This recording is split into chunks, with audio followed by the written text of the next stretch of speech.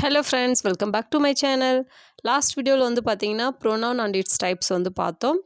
So அதோட continuation தான் இந்த வீடியோ. நெக்ஸ்ட் டைப் வந்து பார்த்தீங்கன்னா demonstrative pronoun. So demonstrative pronoun அப்படின்னா என்னன்னு பார்த்தீங்கன்னா a pronoun is used to point out the person or thing we talk about is known as a demonstrative pronoun. ஓகேங்களா, அதாவது ஒரு பர்சனையோ ஒரு திங்கோ நம்ம வந்து பாயிண்ட் அவுட் பண்ணி பேசுகிறது தான் வந்து பார்த்திங்கன்னா டெமான்ஸ்ட்ரேட்டிவ் ப்ரோனவுன். ஓகேங்களா, ஸோ பொதுவாக நம்ம பாயிண்ட் அவுட் பண்ணி பேசுகிறதுக்கு என்ன வேர்ட்ஸ் யூஸ் பண்ணுவோம்? திஸ், தட், தீஸ், தோஸ், அதாவது இது, அது, அவைகள், அவர்கள், இவைகள், இது போல் தானே நம்ம யூஸ் பண்ணுவோம். அதாவது பாயிண்ட் அவுட் அப்படின்னா என்ன? ஒரு பொருளையோ ஒரு நபரையோ வந்து ஒரு பர்சனையோ நம்ம சுட்டி காட்டுறது. ஓகேங்களா, பாயிண்ட் அவுட் பண்ணி சொல்கிறது. அதுக்கு எக்ஸாம்பிள் சென்டென்ஸ் பாருங்கள். திஸ் இஸ் மை பென், இது என்னுடைய பேனா. தீஸ் ஆர் தேர் புக்ஸ், இவைகள் அவர்களுடைய புக்ஸு அப்படின்னு சொல்கிறது. தட் இஸ் இஸ் கார், அது அவருடைய காரு அப்படின்னு. ஸோ இங்கே வந்து எல்லாமே பாயிண்ட் அவுட் பண்ணி நம்ம சொல்கிறோம், இது, அது, அவர்கள், அவைகள் அப்படின்ட்டு. ஓகேங்களா, இதுதான் வந்து டெமான்ஸ்ட்ரேட்டிவ் ப்ரோனவுன். ஸோ நீங்களும் ப்ராக்டிஸ் பண்ணுங்கள். நெக்ஸ்ட்டு வந்து பாருங்கள் டிஸ்ட்ரிபியூட்டிவ் ப்ரோனவுன். ஸோ டிஸ்ட்ரிபியூட்டிவ் ப்ரோனவுன்னா pronouns which separates a person or thing from a group of persons or things is called distributive pronoun. ஓகேங்களா, ஸோ அதாவது இது வந்து ஒரு செப்பரேட் பண்ணி சொல்கிறது. அதாவது குரூப்லேருந்து ஒரு பொருளோ ஒரு பர்சனை மட்டும் மென்ஷன் பண்ணி செப்பரேட் பண்ணி சொல்கிறது தான் வந்து பார்த்திங்கன்னா டிஸ்ட்ரிபியூட்டிவ் ப்ரோனவுன். இதுக்கான எக்ஸாம்பிள் வந்து பார்த்திங்கன்னா ஈச், ஐதர், எவ்ரி, நன், இது போல் சொல்லிட்டு போகலாம். ஸோ சென்டென்ஸ் பாருங்கள். Each team gets reward, none of them came here, யாருமே வரல. ஈச் டீம் கெட்ஸ் ரிவார்ட் அப்படின்னா ஒவ்வொரு டீமுமே வந்து ரிவார்ட்ஸ் வந்து வாங்கியிருக்கு அப்படின்ற மாதிரி தான் இதோட meaning. So next one relative pronoun. Relative pronoun அப்படின்னா என்ன பார்த்தீங்கன்னா it is used to relate one part of the sentence to another. அதாவது ஒரு சென்டென்ஸில் வந்து பார்த்திங்கன்னா ஒரு பார்ட்டை இன்னொரு பார்ட்டோட ரிலேட் பண்ணுறதுக்கு யூஸ் ஆகுது பார்த்திங்களா, அந்த வேர்டு தான் வந்து பார்த்திங்கன்னா ரிலேட்டிவ் ப்ரோனவுன் அப்படின்னு சொல்கிறோம். ஓகேங்களா, ஸோ அதுக்கான வேர்ட்ஸ் பார்த்திங்கன்னா ஊ, வென், ஒய், வாட். பொதுவாக இந்த கொஷின் வேர்ட்ஸ்லாம் வந்து பார்த்திங்கன்னா ஒரு சென்டென்ஸில் மிடில் வரும். அந்த மிடில் வந்து அந்த ஒரு பார்ட்டை இன்னொரு பார்ட்டோட அந்த சென்டென்ஸில் வந்து ரிலேட் பண்ணுற மாதிரி வரும். எக்ஸாம்பிள் சென்டென்ஸ் பார்த்தா உங்களுக்கே புரியும்.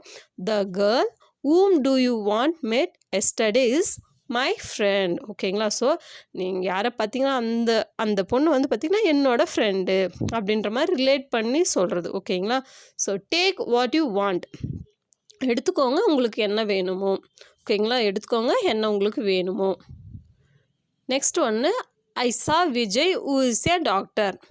நான் யாரை பார்த்தனோ அவர் வந்து டாக்டர். நான் வந்து விஜயை பார்த்தா அவர் ஒரு டாக்டர் அப்படின்ற மாதிரி. ஓகேங்களா, ஸோ நெக்ஸ்ட் ஒன் பார்த்திங்கன்னா இன்ட்ராகேட்டிவ் ப்ரோனவுன். இன்ட்ராகேட்டிவ் ப்ரோனவுன்றது வந்து பார்த்திங்கன்னா கொஞ்சம் ரிலேட்டிவ் ப்ரோனவுனில் எப்படி அந்த கொஷின் வேர்ட்ஸ் வந்து மிடில் யூஸ் பண்ணுவோம், இங்கே கொஷின் வேர்ட்ஸ் வந்து பார்த்திங்கன்னா ஃபஸ்ட்லேயே வந்து அந்த சென்டென்ஸோட ஃபஸ்ட்லேயே யூஸ் பண்ணுவோம். ஏன்னா இது வந்து பார்த்திங்கன்னா கொஷின் கேட்குறதுக்காக யூஸ் பண்ணுற வேர்ட்ஸ். ஓகேங்களா, it is used to ask questions. So பொதுவாக கொஷின் வேர்ட்ஸ்னாலே நமக்கு என்னன்னு தெரியும் இல்லைங்களா, WH வரும். ஓகேங்களா, who, when, which, how, why, இது போல் வேர்ட்ஸ்லாம்.